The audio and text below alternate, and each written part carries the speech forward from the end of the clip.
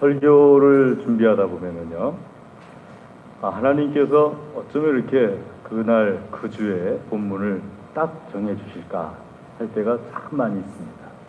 제가 구역공과를 가지고서 주일 오전 설교를 함께 나누고 있고요. 그 다음에 오후에는 요한복음을 쭉 요즘 강해를 하고 있습니다. 그런데 그때 딱 맞는 말씀을, 심지어는요, 현충일 주일 준비할 땐 또 거기에 또 이렇게 그 오후라든지 탁 하게 하시고, 뭐 하나님께서 그때 우리에게 꼭 필요한 말씀들을 주세요. 자, 오늘 말씀을 보면은 18절 말씀에 있는 것처럼 우선 17절 19절은 앞에 진리로 거룩하게 하옵소서 라는 말씀하고, 19절에 진리로 거룩함을 얻게 하려 함입니다 하는, 진리가 똑같은 우리말로는 진리인데 서로 다른 진리예요. 앞에 17절에서 말씀하시는 진리는 성경 말씀을 가리키는 거예요.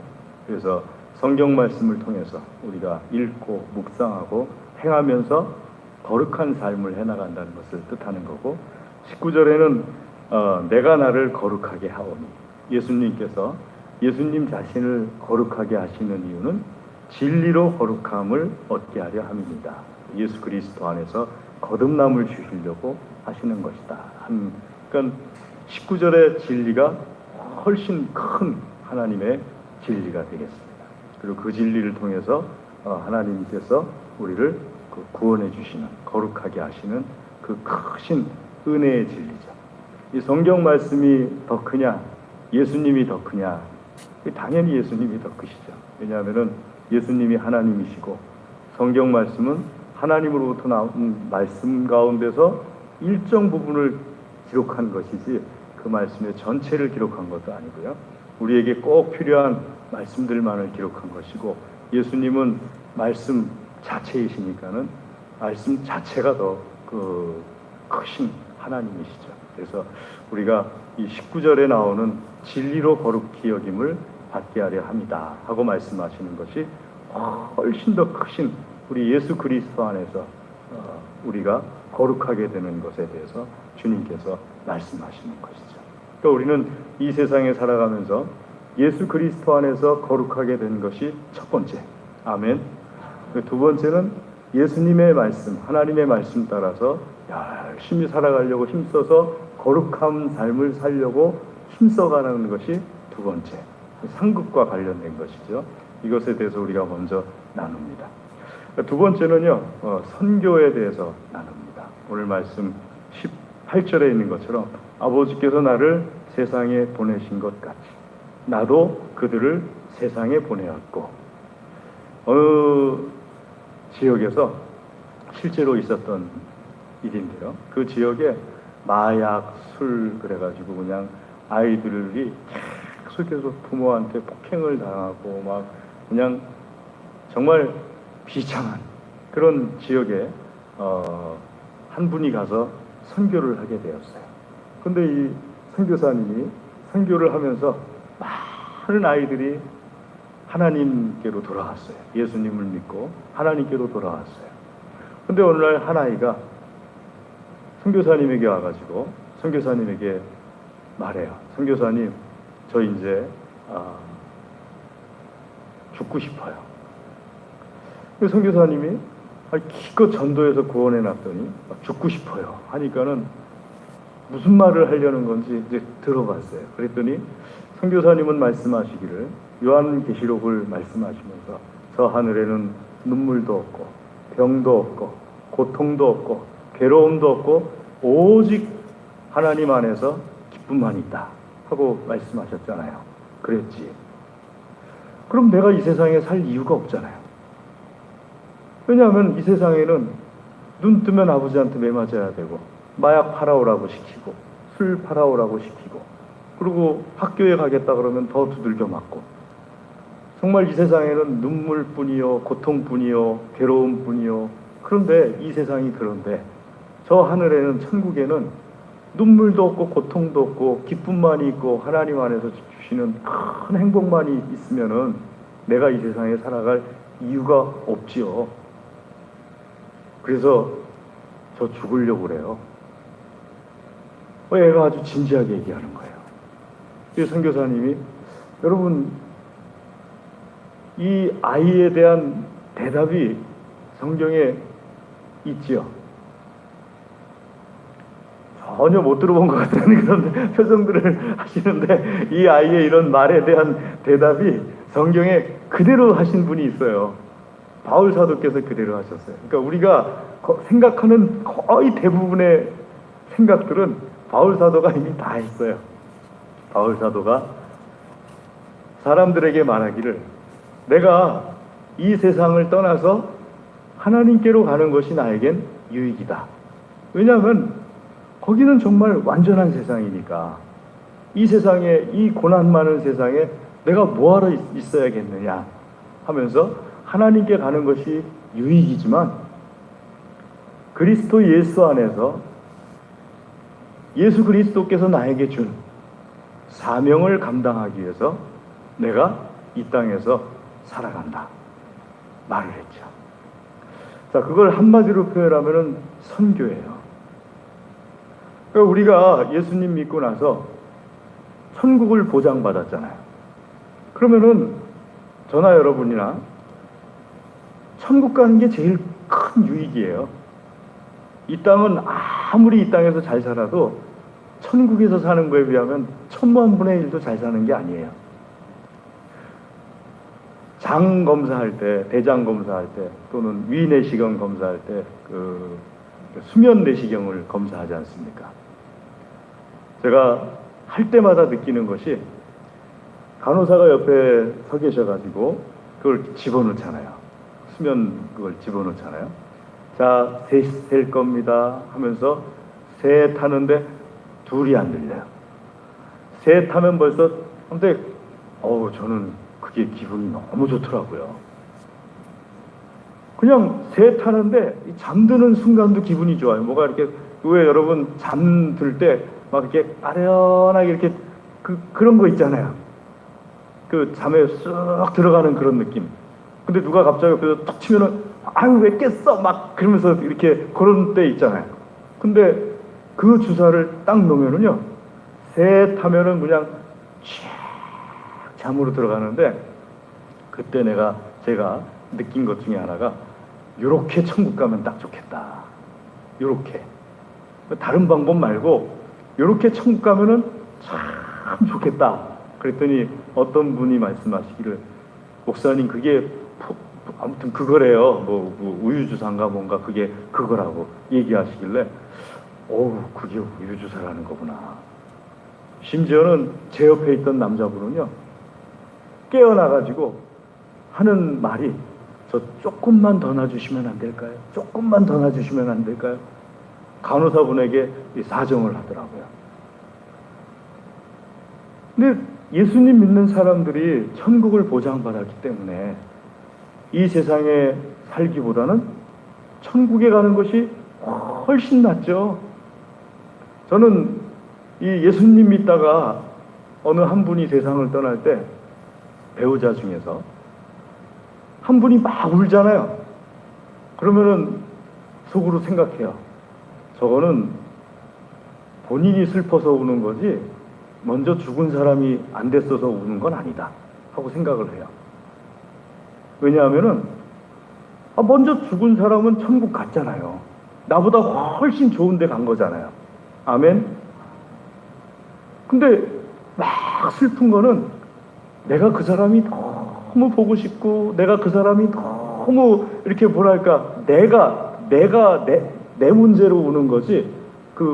예수님 안 믿는 사람들 같은 경우는 그게 불쌍해서 우는 거가 말이 되는데, 예수님 믿는 사람이 죽었을 때는요, 애나 어른이나 할아버지나 할머니나 할 것 없이 더 좋은 데로 가셨는데 그 사람이 불쌍한 건 없어요.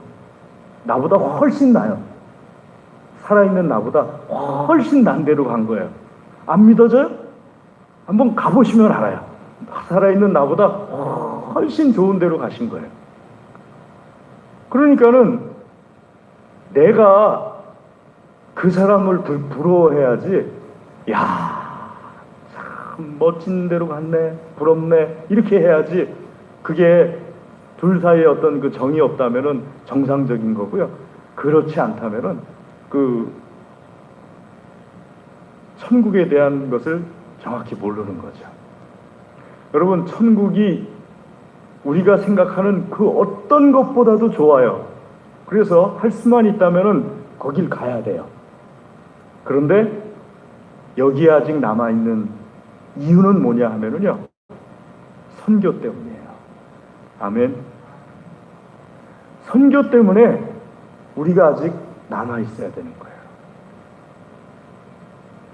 엘리야도 하나님 앞에 간절히 목숨 걷어달라고 했는데 선교 때문에 남은 거예요. 바울 사도도 하나님께 간절히 걷어가달라고 했는데 선교 때문에 남은 거예요. 우리가 이 세상에 살아가는 유일한 이유, 가장 중요한 이유, 선교예요.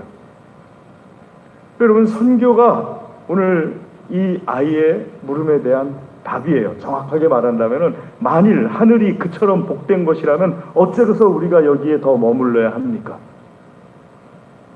이 말에 대한 대답이 선교사님이 아이에게 준 것이 선교 때문이다. 너를 괴롭히는 그 세상에 복음을 전하기 위해서다. 그 세상이 아버지일 수도 있고 그 세상이 어머니일 수도 있고 그 세상이 형제일 수도 있고 너를 괴롭히는 그 세상에 복음을 전하기 위해서 우리가 하늘로 빨리 안 가고 하나님 부르실 때까지 이 땅에 있는 것이다. 선교사님의 대답이었어요. 하나님께서는 선교를 위해서 우리가 이 땅에서 살아가게 하십니다. 그게 국내를 얘기할 땐 전도가 되는 거고요. 바다 건너를 얘기할 때는 선교가 되는 거예요. 선교하고 전도 차이가 뭐냐 하면은요, 국내냐 바다 건너냐 차이예요. 그래서 여러분, 그 제주도는 선교예요. 바다를 건너기 때문에. 울릉도도 선교예요. 바다를 건너기 때문에. 그러니까 내가 걸어서 갈 수 있는 곳은 전도고요. 배 타고만 갈 수 있는 것은 선교예요.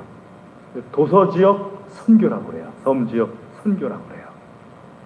자, 그 선교를 어떻게 해야 되느냐 하게 되면요, 예수님처럼 해야 됩니다. 오늘 우리 오전에 말씀 나눴지 않습니까?